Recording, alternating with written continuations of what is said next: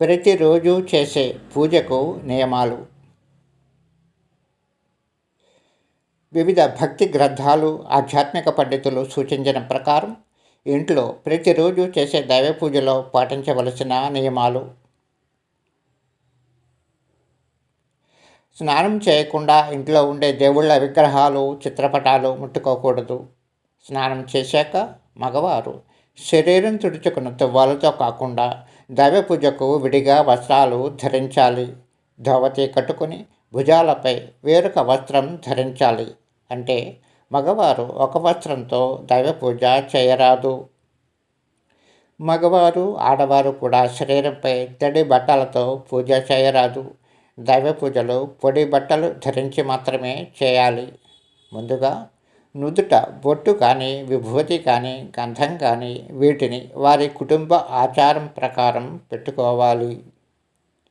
ముందుగా దైవ మందిరం లేదా దేవుని వద్ద ఉన్న నిన్నటి పూజలో వినియోగించిన పువ్వులు, దీపం ప్రమిదలు, అగరబత్తి, పుల్లలు వంటివి తీసి పక్కన పెట్టాలి. నిర్మల మనస్సుతో దేవునిపై ధ్యాసతో పూజ చేయాలి. దీపం సిద్ధం చేసి దీపపు ప్రమిదకు బొట్టు పెట్టాలి. దీపం ప్రజ్వలన చేశాక ముందుగా దీపానికి నమస్కరించాలి.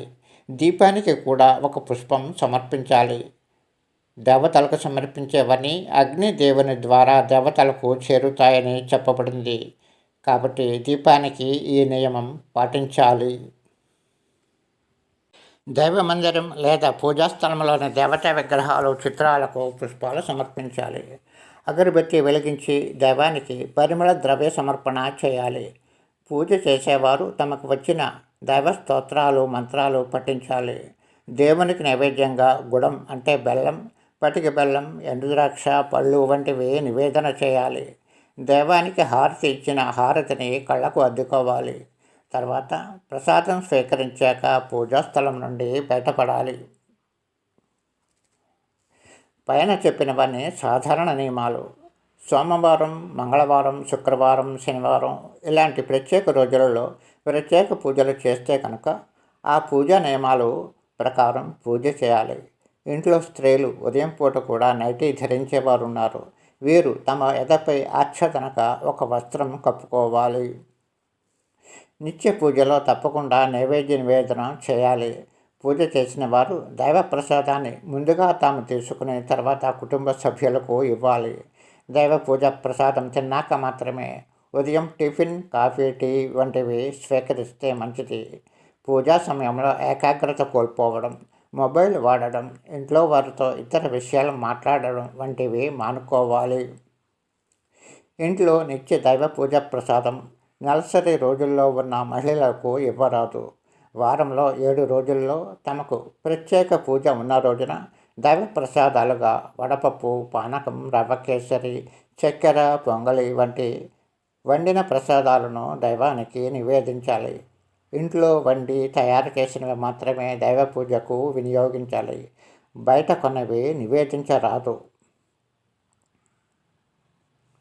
గృహస్థుడు లేదా యజమాని ప్రతిరోజు ఇంట్లో పూజ చేయాలి.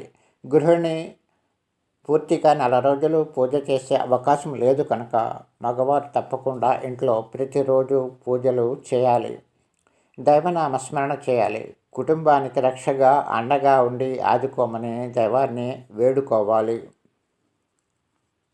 యద్భావం తద్భవతి అంటే ఎవరు ఏ విధమైన మనోభావాలతో ఉంటారో అదే జరుగుతుంది అని చెప్పబడింది.